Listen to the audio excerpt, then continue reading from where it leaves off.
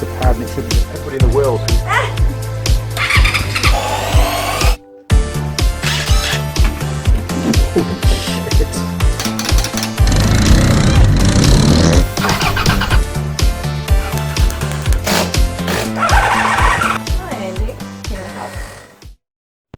Morning crew, and welcome back to the Andy Mechanic YouTube channel. Now, lots of videos going out at the moment, or more than normal anyway, because we've been in lockdown here in New Zealand, level 4, for the last sort of 4 weeks. I'm now, well, we're all on level 3. I'm now still working from home. So, you know, I can get lots of jobs done. It's the way it works, isn't it? So, we've finished the roof steelwork. It's nice to know. All the lights are done, but yet to convert them to LED. Not going to be using LED tubes.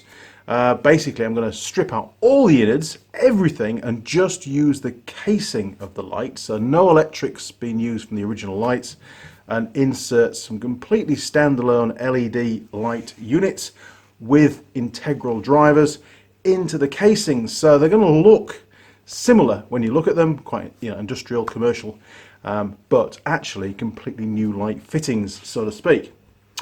That's where we're heading with it. Still got a bit more research to do on the colour type of the bulbs and the hertz frequency, but definitely getting there, and a lot of the viewers have given me some really good pointers on that one. Now, in my quest to maximise the floor space of this workshop, I'm looking around for unused space that's off the ground. And as you can see, we've got the lathe here, and obviously you need a nice light above the lathe. That's not a fluorescent light, that's an LED light, which is quite safe to use over a lathe. If you're using a fluorescent type light, then sometimes at certain speeds the chuck can appear to be stationary, extremely dangerous. So don't do that. It's a little tip for you. So above the lathe I have a couple of brackets that basically store planks of wood, and there was quite a lot of steel work up there until recently. Used a lot of that on the roof. So now I don't really need that space. So the plan of attack is to finally make use of some of the old racking, the steel racking that I got from, well, it came originally from Air New Zealand here in New Zealand. It was part of their stores or their parts department for the planes. They must have had absolutely hundreds, thousands of meters of this racking in the big warehouse somewhere, and it obviously got auctioned off at some point. And Red Baron Motorcycles, which unfortunately now have closed in Auckland, they had a lot of it. And I got invited down one day when they were clearing the building out, and they said, "Hey Andy, we need to get this racking out. This room's got to be cleared before we leave. If you take it down, you can have it." So I grabbed Ben, my eldest lad, and we went down and stripped pretty much the whole lot out in one day. Filled the small Eiffel Williams trailer. In actual fact, it was pretty much overloaded. It was pretty heavy to tow behind the car, to be honest. But got it all home, and well, this is what it looks like. So there is, oh hang on, let's have a little look. I did write it all down. I measured it all up, trying to be organised for this video. There's 89 lengths of the angle iron that came. There was a lot more, but some of it was bent and twisted and welded on and things. So Ben took some of it back for use up in Auckland in his little workshop, and I basically kept the best of it. Thanks, Ben. There's also some the shelve units, and some of them, and not all of them, some of them are stored here under this bench. So once they've been used up, I'll get more storage space under the bench. It's great, isn't it? So looking at the space available, essentially, you know, everything above the light height here is what we've got to play with, but it goes for quite a distance. It goes past a pillar, so I've got to work around that, and essentially I can probably get a bit further down. So I've got, at the moment, the toolbox on the trolley sits in that area, although that might change one day, who knows. But the light is about the same height as the toolbox top. So I think I'm gonna stick with that, because when you're working at the lathe, you know, you do need a little bit of space. You know, that's actually still flickering, isn't it? Look at that. So that's an LED light that's still causing flickering. So those lights are crap. They're the wrong hertz for filming. Right, so I'll bear that in mind. That's not good. So yeah, as I'm stood here, that light is about my eye level. Could it go any lower? Yeah, it probably could, but then I won't be able to fit the toolbox in.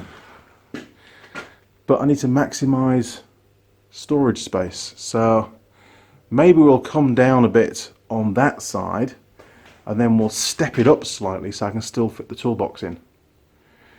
Yeah, I could always put the lid down on the toolbox, but that's not ideal because then you can't see all the cool channel stickers. There we are, look, fantastic. Oh, my tape measure broke the other day. Look at that. So I had to use it in that format, which was rather annoying, but I found another one now, so that can go in the bin. Yeah, so I reckon we can go all the way down to where the time machine fits and just underneath that. Well, probably as far as the end of the roller door, actually. And I think the door does actually extend beyond that bracket. Oh, look, you see, new bracket, been working, extends beyond that bracket, so it probably finish on that beam there, actually, I would say. But we'll have to have a little measure up. So what have we actually got? Let's move the old tripod out of the way. Well, we're never going to use all of this on this particular job, but we've got 89 lengths of angle. Each length is 1.78 meters long, so we've got about 158 meters of the angle iron. And here, stored in the workshop, we've got 63 of the shelves, which are these are the best ones. There was about 250, but 63 of them were actually in pretty good nick. The other ones, some were bent to buggery, they went for scrap. And other ones are under the house, and some I actually used in the loft to put a floor in so we could store some stuff in the loft because we've got way too much stuff. And just for those that are interested, that's the dimension of the shelf, of one shelf. Always tastes good in that cup. Now, so just following on, you've seen the racking or what I've got available, and that's the space that I need to make use of, because at the moment, as you can see, there's really not a lot going up there, or going on up there, and I've got a lot of stuff, and over time more and more stuff is going to arrive, and I don't want it to encroach on the working space of the workshop. Floor space, and that's my quest, is at a premium. I've got a lot of ROVs coming in as soon as we hit lockdown level, level 2 basically here in New Zealand. There's a lot more travel available. I've got ROVs all over Auckland to go and grab and service. So there's a chance that I'll need to get maybe 2 of those in the workshop overnight, you know, and all the motorcycles and quad bikes and stuff. So it actually gets really, really full in here. There's going to be an ongoing part. If I just pan the camera around, once this racking's done, here, look, or so-called shelving, because racking would go to the ground. This is definitely not going down to the ground. And that sort of segues onto this next bit. We've got all the Teng tools racking over this side, which is super strong, but again it goes all the way down to the ground. And I want to cut those in half horizontally and mount them to the wall of the workshop, and then the roll cabs will then go underneath. And that means that I can move the roll cabs out should I need to, and I've gained more floor space. So say I'm working on a big boat trailer or something, I can actually, you know, gain more space in that area of the workshop and put the roll cab somewhere else where it's not needed, or temporarily even stick it outside as long as it's not raining. And we've got the carport being built out the front, out you know, where the doors are of the workshop, so that's going to stay dry under there as well. So that's going to give me a lot more flexibility with this workshop. And then we can crack on and get some more jobs done once it's all done, can't we? But whilst I'm working from home, then really this is the perfect opportunity for me to get this workshop working and set up as I really need it to be, because, you know, weekends are always filled with jobs, as in, you know, retail jobs, getting servicing done, getting repairs done, and making a few videos. Actually doing a big project like this is, as you well know, if you've been involved with this kind of stuff, extremely difficult, and it goes on for months and months and months, because you spend half your time setting up to do the next bit of the job and then packing up again. At least now I can really crack on, and we've done the roof steel work. That was the biggest outstanding project. All the lights are now in place, which is fantastic, and well, things are really, really looking good. I've even managed to get rid of a set of drawers. This is actually quite cool. I can turn this around. Get rid of a set of drawers which was on the back of the workbench just here, and managed to get the spare air compressor off the ground and just at the back of the bench for now, because that part of the bench isn't really used that much, so at least that air compressor now is off the ground and I don't have to keep wheeling it around all the time. It's just out of the way, which is good. I've took the wheels off, stored those, and I only really use that air compressor when I'm doing shot blasting, so I can probably fire it up where it is, but obviously I won't be able to make any videos while it's running because it's ridiculously loud and it resonates through the workbench. Okay, so my job now is to clear off those brackets, get rid of the timber, remove the light temporarily. But there are a couple of features on those brackets that I really, really like. So I'm going to take you across again and show you what I want to retain, because I can't just bolt the racking to the side of the wall, the side of the garage, because this racking, you know, it's not particularly strong. It's not as strong as the Teng Tools racking. I'm going to need to put some kind of bracketry underneath the racking to support it, because I want to put quite a bit of weight up there. But at the moment you can see I've got my welding helmet and my grinding helmet. They hang on the end of those brackets, which I won't be using, but I like the feature that's at the end of the bracket to hang those helmets. So we'll have a little look at that now. So if I just go side on, I'm trying to stop that flickering, not get too much light in there. This racking here, these brackets were originally designed for storing steel, and I put a nice flat piece of plate at the end and then took it off about, I don't know, 25 degrees or something, and that actually works incredibly well for hanging up my my helmets, so to speak. There's another one there, look, and there's one down here. Again, it's got another helmet hanging off it, so it just seems to be a natural place to put the helmets, which is out of the way. So for this racking, I'm going to put some brackets, you know, sticking out underneath, and I want to replicate that feature on the end of the racking. So maybe some kind of a drawing, but I'll get that cleared off first. A very bitty video this morning, people. I am sorry, not quite with it at the moment. So I'm going to clear off the timber and remove those brackets, remove the light, and then we'll have a quick measure up and see what the space is. We'll do a little CAD drawing on our cardboard, and then basically I can set to start putting things up.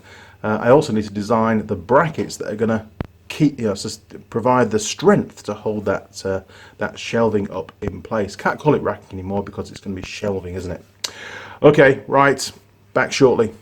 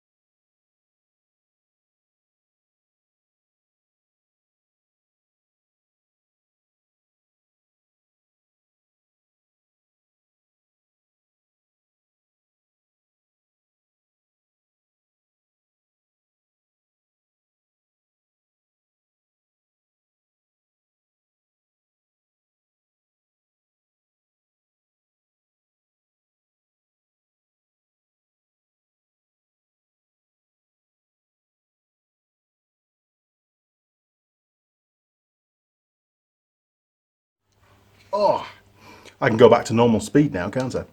Okay, so all of that is now clear. That whole wall has been prepped. It's ready to go. There's no nails stuck in the wall. And man, this workshop, well, garage it was, had a million nails stuck all over the place. So I like to trim those off, get rid of them, and start completely fresh.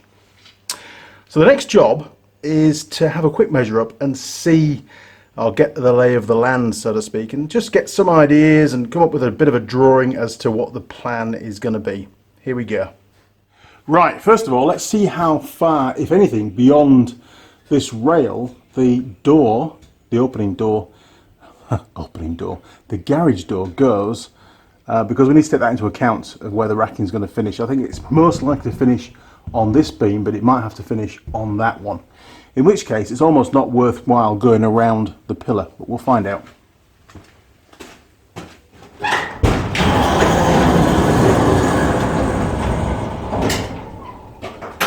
Oh, perfect. It finishes, obviously. Yeah, I thought there was some overhang to the door, but there isn't. That's great news. Could we go to there? I'll have a think. Possibly we could do, because we'll have a shelf here with things on it, and that would just be at the back of the shelf. So yeah, let's go as far as this post. There we go, look. Right, time to do some measuring.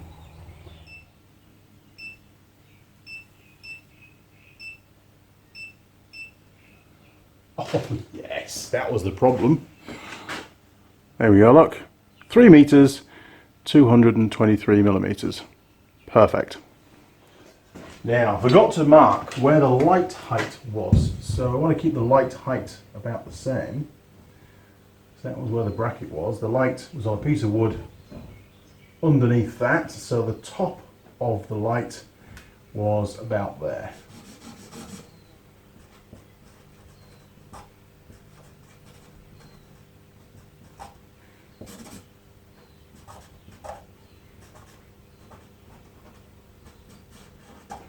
Perfect. So, as regards height, we've got available 555 millimeters. Super. Get off. Okay, so we've got a space that we can put the shelving in, which is something like that, and it was 555 millimeters vertically and 3 millimeters in the horizontal plane.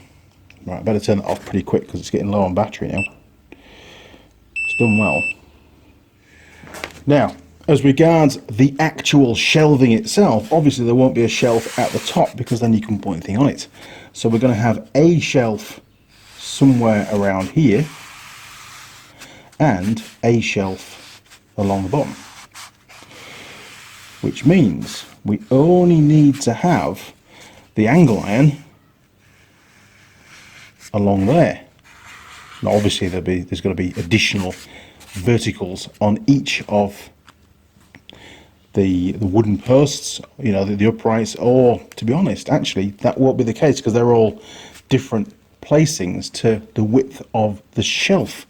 So we're going to need to run some angle iron along here and along here, and then we can bring out the angle iron from there forwards. So we should really work out how many shelves we can get in that space, because it's bound not to go divide into that number, you know, perfectly. So a shelf is 900. Can you see? Yeah, you can believe me. A shelf is 912 millimeters long. So we've got 3223 divided by 912 gives us 3.5 shelves. I don't want that. Okay, that's really annoying because I don't want to be cutting a shelf down. That's definitely not going to happen. So we can do 3 shelves. All right, so 912, obviously we've got the additional thickness of the angle iron between each shelf as well, but that's give or take, isn't it? It's not a lot. Times 3, 2736. Let's make a note of that. 2736 millimeters will give us 3 bays, and that's what we're looking at. Let's see how that lines up in the garage. The plan evolves. That's what happens, isn't it? So, since we've got the 2 steel pillars here, and we can only put up 3 bays of shelving, I'm going to put 2 bays in this space. Now, hopefully, I can start it from here, because I'd like to have a little bit of a gap, because I can hang things off the end of the shelving. Gives you a bit more access, doesn't it? So 2 bays works out to be 1,824 millimeters. So I'm hoping that's going to fit in here. 1,8. Yeah, no. 1,824. So it should come to about there, about halfway on that one pillar.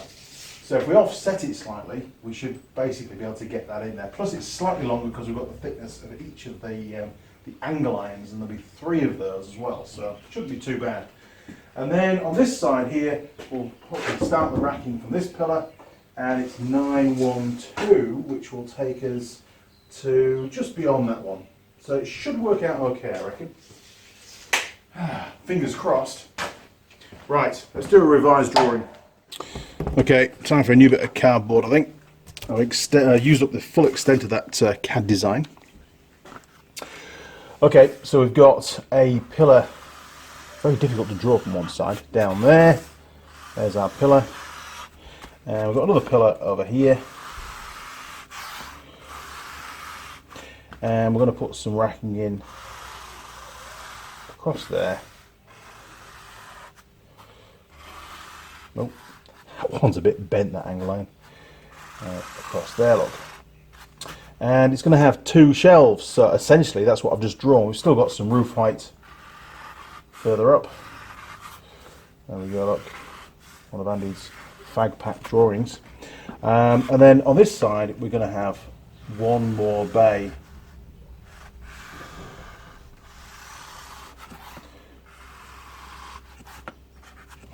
Coolio. Now the first thing to do really is to put these 2. We'll do this one first. This is the most complicated one. These 2 bits of angle iron up on the wall horizontally, and they're going to be approximately the length of 2 bays. We'll do them slightly longer, and then I can trim them down later on.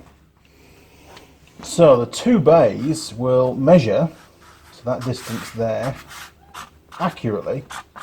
That's going to be, what was it? It was 912 per bay times 2 is 1824. That's the length of the 2 shelves. And then we've got 3 lots of angle iron. We're going to have a piece of angle iron here, piece in the middle, and a piece at the end. And those are 2 millimeters thick is the angle iron steel. So plus 6 millimeters is going to, oh, that's nice easy round number, 1830 millimeters. Now, next problem is the angle iron we've got is only, where's my previous measurements? It is 1780, so it's too short. So these bits here are going to have to be in 2 pieces, but I can cut those to match wherever there's going to be a vertical timber, and we can just do the join at that point. Shouldn't be a problem. The timber's quite wide.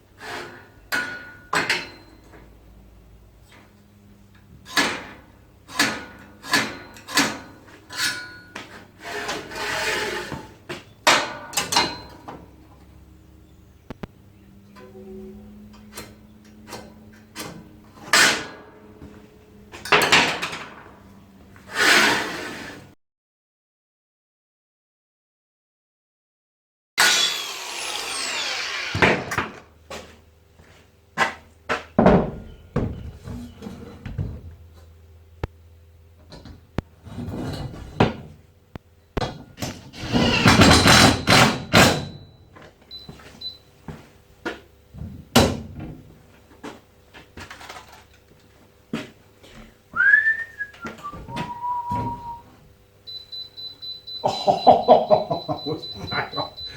Couldn't do that again. Jesus.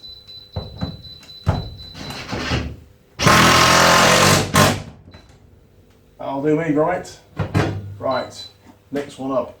So that's the height for the light above the lathe. Now, because the racking has got set position holes in it, or the it's not Dexium, you know what I mean, the angle iron's already pre-drilled, we need to sort of, this height here for the next shelf is going to happen at a set point. It's not variable other than the position of the holes. Now, on this bottom shelf, I'd like to be able to put aerosol cans, and this is about the highest one I've got. It's the Forge brake cleaner, and the shelf itself is about 30 millimeters thick. It's about 20, maybe 27, 28. So we need to measure this and add the additional shelf thickness, and then go to the next hole up. So I'm going to cut a piece of this, have a bit of a jiggle around, and work out where this other beam is going to go. Fun and games, isn't it? It's always sort of trial and error, this kind of stuff. So, doing this with the camera the wrong way around, but that is 284 millimeters long, plus the thickness of the shelf. Right, 284 plus 30 will give us a fraction of a clearance. So we'll make it 315 or the next hole up. Right, I've got some working out to do. Okay, management decision. Rather than worrying about where that top shelf is going to be, because I can keep it a bit variable as well, we can't go any further down because there's going to be some nice big heavy brackets coming off to support the weight of this racking or this shelving. So we can't come any further down because that space is going to be used up by those brackets. But we can take it right to the top. So let's take a measurement of that. And if we cut 3 more pieces at 440 millimeters, that should do the trick. Geez. Right, so we need 3 at 440. We always cut them anyway, equidistant between 2 holes. That's how you do this stuff. 440 is, oh man, that's just before a hole. So we're going to take it to here, look. Just so it's easy to reuse should I use it somewhere else in the future. So I'll cut it at 455. Slightly longer, because too short, it's no good, is it? Okay.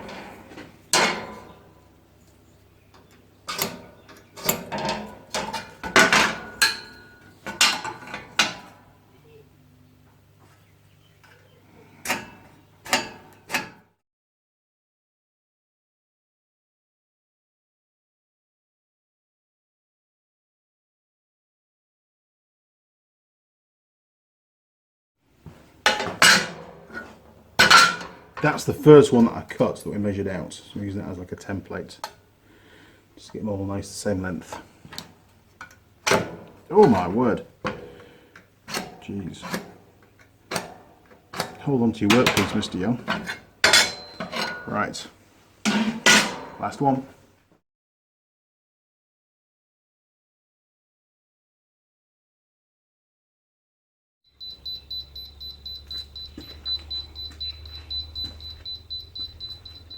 Well, I have to be honest, I've had a bit of jiggling around to do. Just because I'm working with, material that's already pre-drilled holes, there's only certain ways things will line up. And I don't want to be drilling new holes. I want to try and keep this thing as original as possible and to look retro in the workshop. It's already got the nice patina on it, which some people pay a lot of money for. It's actually just rust, but it looks pretty cool. So we've got essentially one bay done. I've now got to replicate that next to it on that side, and then another one on the other side of the pillar. Now I'll do little bits of filming as we go along, but there's no point in me joining me along the whole journey of cutting every piece, because that would be quite boring, wouldn't it? Okay, well, here's a montage of bits and pieces until we get to the finished product.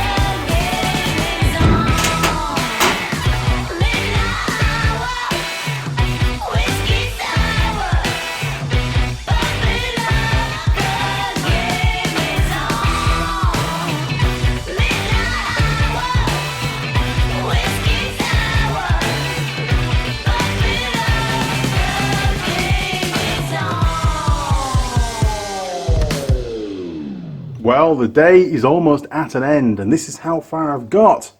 All looks pretty good. Very happy with it, nice and square. I mean, some of the actual shelving units were a little bit bent, so I had to straighten those out, especially the end bits where they bolt to the actual angle line. The next job is basically to make those stays underneath. This plate's coming off, by the way. That was an idea I had to mount the light, but like a numpty, I completely forgot that I'm going to make those big, heavy-duty brackets to sit underneath and support this shelving, because it's going to carry some pretty serious weight, and I don't want it coming down on me. That's for sure. I've got to future-proof it because I tend to stack things up and put old bits of engines up there and all sorts, and there can be 300 or 400 kgs hanging off this shelving in the future. So there's 4 wooden uprights, so I'm going to have to make 4 steel brackets, but that's going to have to start tomorrow. I can't do that today, it's just getting too late. But we can draw a little picture, can't we? Here we go. Coolio. So we'll use this last bit of cardboard. So basically, if we're looking at the bottom shelf, we've got the shelf running along here. Trying to draw around the side of the tripod. And of course, we've got the angle line going up. Somebody's having fun. And of course, it's got all the various holes in it and stuff. And we've got the wooden support on the workshop, the building, that runs down here. And we've got some more angle line that runs down here. It's obviously got holes in it. There we go. And I've put a diagonal brace across at each end to support it, so we can put that in. That sort of basically runs, ignore that box, it sort of runs, how many holes is it up? 4th hole, so it basically comes off that one there, and it goes off at an angle like that. But I don't think that's enough for this application. So I'm going to make a tapered bracket that comes down essentially at a bit of an angle like this. And we'll put the famous holes in there, just mainly because A, it looks good, but B, I can hang things off those holes. It's amazing when you're painting stuff in the workshop how many things, to have things to hang stuff from is a real bonus sometimes, to allow them to dry overnight. So there'll be 4 of these brackets, and somehow they're going to mount, probably there'll be a plate at the end here, look, which will mount it to the wall. So there'll be, some kind of fastener there, and there'll be one on the inside somewhere around about there. Now the racking itself will just sit on these. I don't need to bolt it up vertically to these brackets, I don't think. We'll see what happens when I put it in. But I also, if you remember at the start of the video, I'm going to extend this very slightly, and then what we're going to do is we're going to have basically a plate on the end, which then bends off at an angle like that, so I can then hang my masks, my welding mask, my grinding masks and stuff, one on the end of each of these brackets, and 4 is perfect because that's probably about as many as I have. So next job tomorrow will be to make 4 of these, get them in paint and get them mounted up. And then once that's done, I've sort of set the standard for that one more bay that I have to make. Right, till tomorrow. Morning crew, I'm back in the Andy Mechanic workshop. Apologies, it's not the next morning, it's the morning after that. Now, I was thinking while I was lying in bed the other night, I was sort of studying the drawing that we'd done on at the end of the last video. I was thinking, man, I'm sure I've made a bracket already like that somewhere that I never actually used. So we better take a look around the workshop and see if we can find it. No, nothing in there. No. Nope. Nope. Nope. Definitely not. Nope. Oh. Let's try in here. Nope. M6. M8 bolts. M10. M12. And assortment of stuff. Ah, perfect. That's just what we need. Excellent. Well, what a stroke of luck. I think this might just do the trick. It's got a little mount on the end for the helmet. It's got a mount to tie in the shelving to the bracket, and it's got the mount to the wall. But is it the right size? I don't know. I better go and check. It looks about right. Geez, it'll save me a lot of work if I don't have to make one of these brackets up. Oh. That's fantastic. Who would have thought, honestly? Right, stick one of those in there, just to hold it in place.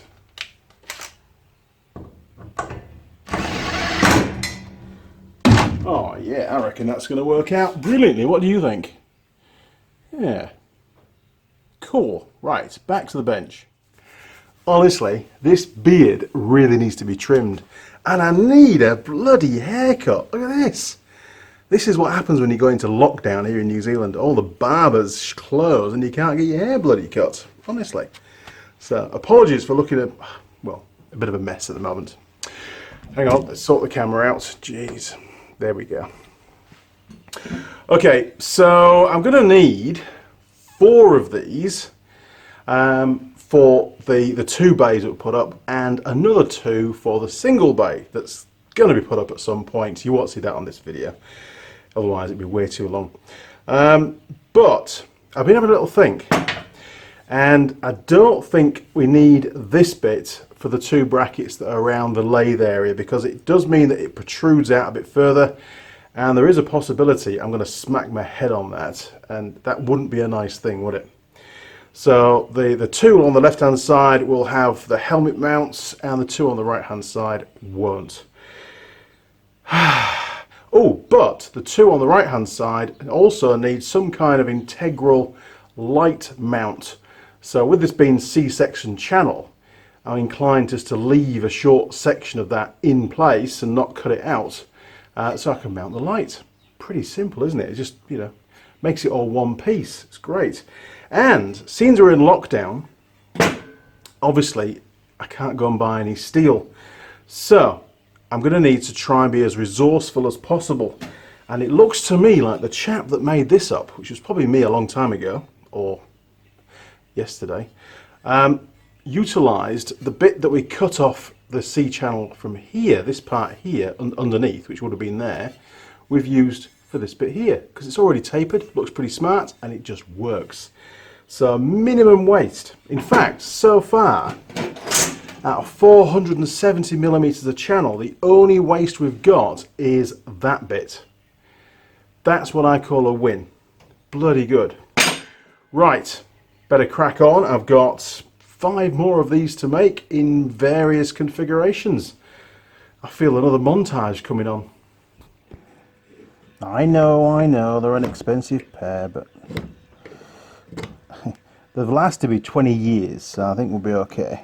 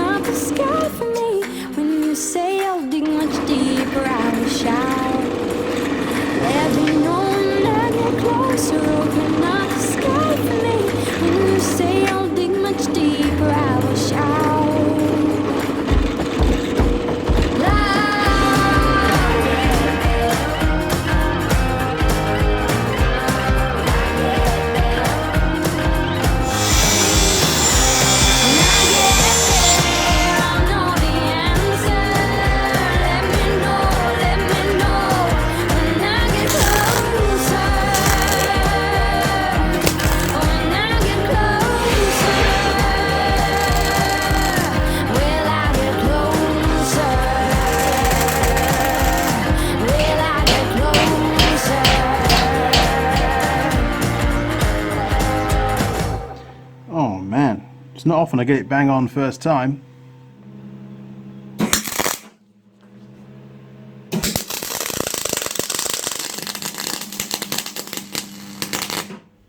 You won't believe how many times I've fitted these brackets onto the wall, made some additional changes, taken them off, checked them again, put them back on, fitted the light, taken the light off.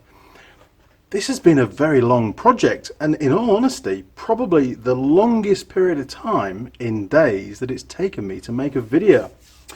Although I've been spending some real attention on how this video is constructed, so hopefully you might have noticed a few changes. Anyway, I've just finished the last of the cleaning up. We've got the 4 brackets. I've put an additional piece on here which sits underneath the actual shelves and provides more support so the shelves don't bow under heavy load, because they're not quite as strong as the Teng tool shelves. Yep, and every one of these brackets is slightly different in the way that it connects to the racking and whether it's got one of those helmet carriers on the end or not. Now,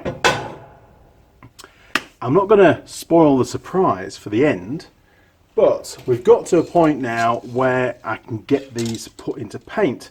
And between you and me, the project has been held up somewhat in the fact that I ran out of paint. I didn't have any suitable paint to spray these things up, because we're almost a week in on this project now. Sure, I've done a few other bits and pieces as well, but it'd be nice to get it all finished so you can see what it's all about. Anyway, I'm going to grab some of the Forge, what is it? L214 black satin. I've got a few cans of this that Jared sent me down. It only arrived this afternoon. In fact, you might have already watched the video of his parcel turning up. I thought I'd take you along the journey and have a look inside. If you haven't seen that video, go and check it out. I'll put you a little card up in the corner, whichever side it is. I always forget because everything's the wrong way around on my camera. Anyway, let's give the old paint a shake up. We'll get all the components laid out and let's start spraying. Not easy with the camera in the way.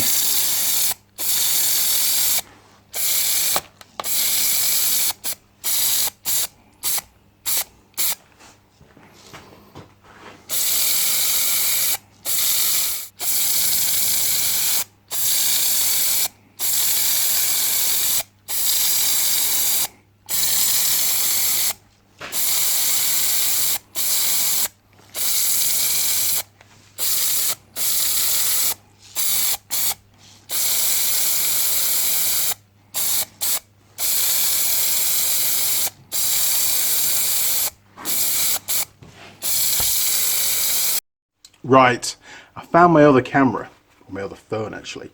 This is Cam. Look at that. It must be a first for the world, I think, where I've you can see what I've done. I've zipped a mini tripod onto the side of a paint can.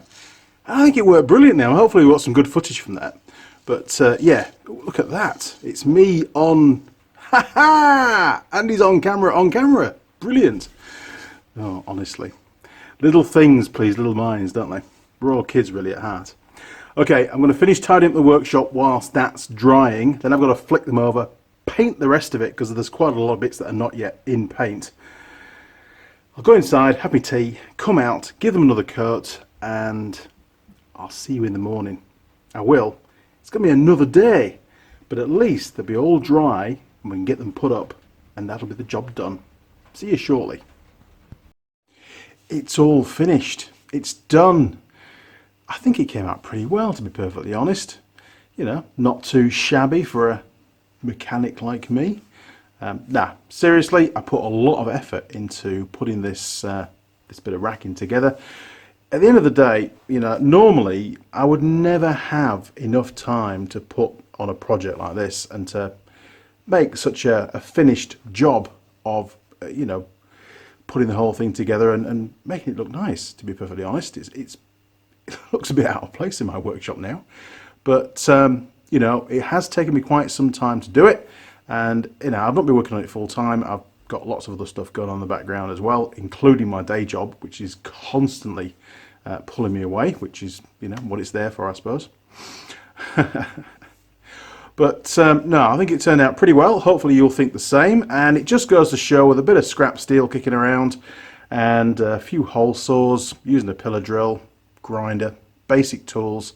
It's amazing what you can come up with. And I was quite chuffed that I found that old bit of timber. It's a bit of hardwood that I used when I made the cupboard doors, you know, in the kitchen, which was great. I've got a bit of that spare. I used some just over there to sort of panel that centre part between the doors before I did the distribution box the other week. So yeah, I hope you like it. Hope you found the video helpful and interesting. I've tried to film this video in a very different way to how I normally do videos. I do struggle enormously putting together fabrication type videos in a way that keeps them interesting and isn't too long and drawn out. So hopefully give me some feedback, see what you think. Is it better than the previous ones? Not so much the content, but the way that the video is edited up, that kind of stuff, because it's nice to know if I'm going in the right direction or not. Also, a huge thanks to Jared up at Trusco Limited up in Auckland, East Tamaki, who are the forge distributors here for New Zealand, the authorised distributors. And the satin black paint, which I used for the brackets, I think is absolutely perfect. It sort of fits really well into that sort of retro feel that I was going for. Because in this particular workshop, you know, don't forget, it's not a standard workshop. It's used as a studio. I'm also trying to give it that slight sort of retro feel as well. That's the idea behind it all. You know, a bit of new stuff, bit of old stuff, but whatever the stuff is, tidy and well finished and thought out. Because, you know, it's quite a small space we've got here, and it has to function in many different formats. Okay, crew, well, if you enjoyed the video, why not click on the subscribe button? You'll see a little gear icon turn up. Click on the gear icon, and then you can tick the box, turn on notifications, and our friends at YouTube will send you an email as and when I upload any new videos. You can also fire through a message on Facebook, Instagram, or Twitter. My personal email is down the bottom in the description, so you can flick me an email if you like. Whichever form of communication you choose, don't get too disappointed if I don't reply to you straight away, or if I don't get around to it. I'm actually really busy at the moment. I have been trying to catch up on my correspondence with viewers in the last few weeks, but I keep setting myself challenges and tasks to get done in the workshop, so it pulls me away from that as well. But when I'm sat watching TV on an evening, whenever that happens, I'll flick my phone out and I'll try and catch up a little bit. There's also a Patreon page, check that out. Patrons have been fantastic over the last 2 years. I was doing a bit of history viewing of the patrons, and in all honesty, if you look back at the previous video that I uploaded this morning, which is basically a thanks to Jared for sending out all the goodies in that huge box of stuff that arrived, I've listed all the patrons, past and present, on there, and some of the donations in total have been quite sizable. And for those people, and you know who you are, one gentleman has been on board for over 2 years, basically right from the start of me launching the Patreon page, and I'm extremely grateful. Without the patrons, you know, life would be a lot harder when it comes to deciding on, you know, how I'm going to fund running the channel, because it doesn't really create a profit. Whatever it earns, and the Patreon money earns through YouTube, should I say, and the Patreon money gets spent and more on the workshop. But I think now we really are starting to make some headway. All the big projects in the workshop are pretty much finished, and I can get back to making some sort of mechanical type, diagnostic, spannering type videos, because I haven't done a few of those for a while. I need to get back to it. I've got a few plans up my sleeve. I have. Also, if you don't want to become a patron or don't want to donate through Patreon, then you can do that through PayPal as an alternative, and there's an icon on the homepage of Andy Mechanic YouTube channel that you can click on. There's also, I think, a link in the description as well, so just fire it through. Email is andymechanic@live.co.uk. Okay, crew, as always, I'm talking way too much. I've got to plan my next video now. See you next time. Cheers. Over and out.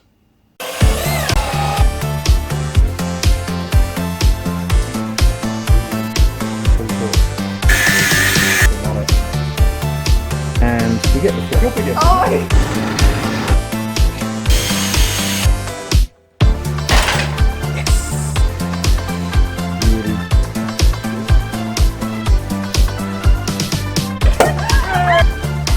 Really.